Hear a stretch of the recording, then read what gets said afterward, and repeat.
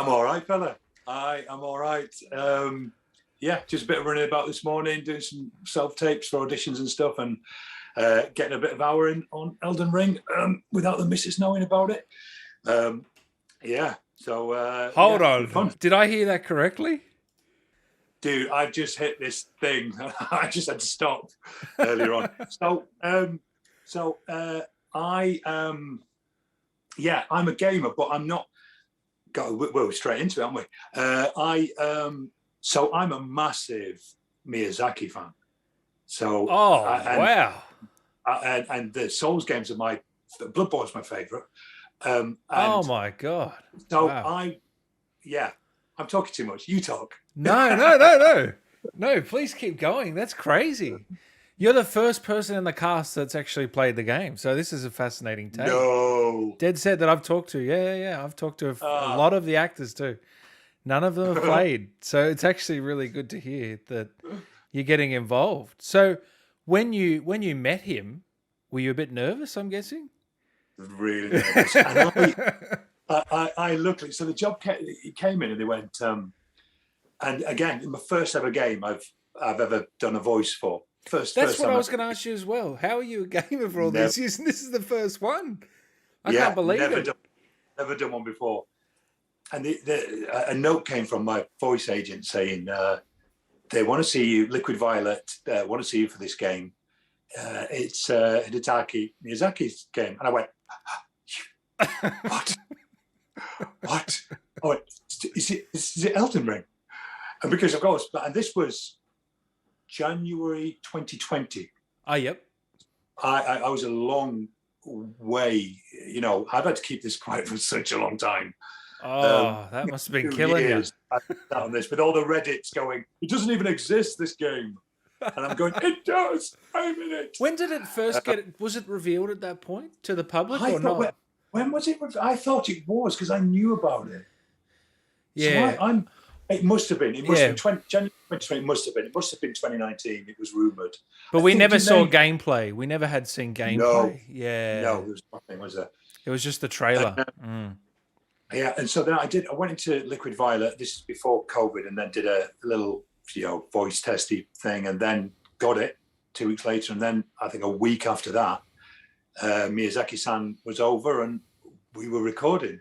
So I of course went in and said hello, told him via his interpreter that I was a big fan of the games.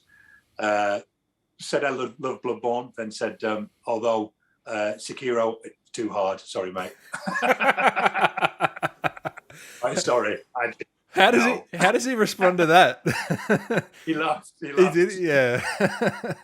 I just went, no, I'm sorry, mate. That's fantastic. So continue, please. Yeah. So I was like a kid in a sweet shop having this, who I consider the greatest game director from going ever, and to suddenly be working with him was I was in bits. I did sign NDAs and everything, but I did tell my boy because nice. How old is he? So he's nearly 18, so he was 16 at the time, and we're big fans and we're big gamers together. So of course I came back and went, you're not going to believe, and I said, you cannot tell anybody, and it was brilliant because he's had to sit on this, he's had to sit on it for so long, and kind of we've had this secret, which has just been brilliant for us. He must be the coolest kid in school. Yeah, my dad's in Elden Ring. Yeah, biggest game right now, 12 million copies. 12, I know. There's a lot of his friends going, I've just met your dad. I've just met your dad. He's under a bridge. Right? Yeah. So, so I was properly really chuffed just to have met him, but also to just to work with him, and brilliant. You just knew, and when has he made a bad game? Let's be honest, as well. Yeah, exactly. The track record speaks for itself. Yeah. The fact that he takes the time to perfect it, and to go, it's not ready. You're not having it. which is a very George R. R. Martin, sense as well. My book's not done. You carry on watching the TV series if you want, but you'll get the book when the book's ready to be born.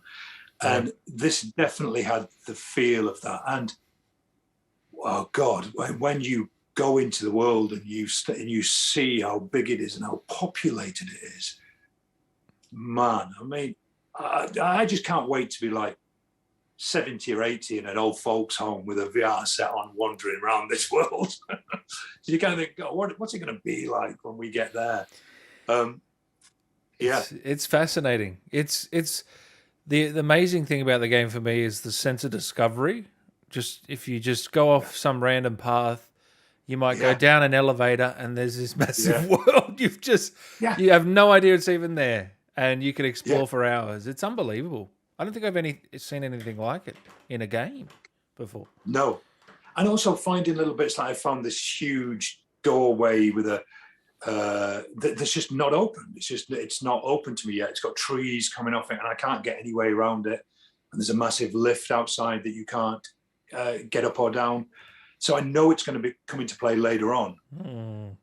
And I look across and there's a huge kingdom out there with a calcified dragon running up through it. And God, not so long ago, you would have hit that area of a game and it would have just been a wall, or it would have just been out of bounds. And what they've done in this is they'll take you to the edge of the cliff or where the lift's supposed to be, and it's not there, and you can still see what's out there in the world. I see somebody who's sat right up at the top and it's really tiny, just sat there, and I'm going, it's there.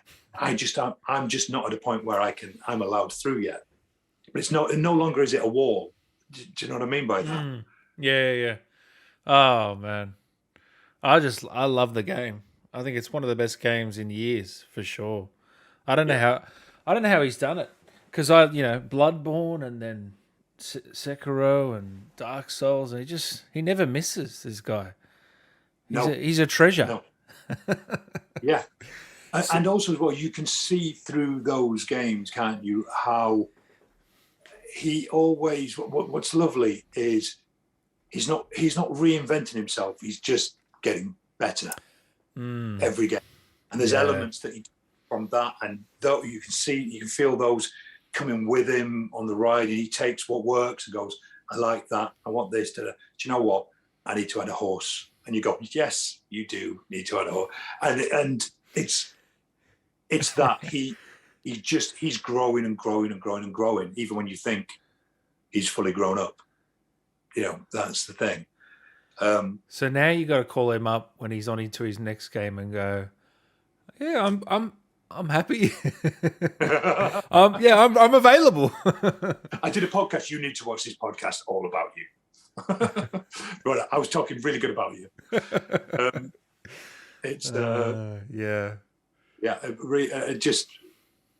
Amazing, and I love playing it, and I've got lots of choice. But that thing about not knowing what's going to be there, how much you've been edited, how much your pauses have been edited. And what I love about Yura is that they've really kept his pace, and there are a lot of times where I pause for quite some time, and they've kept it. They've just kept that. I know, and it makes it sometimes.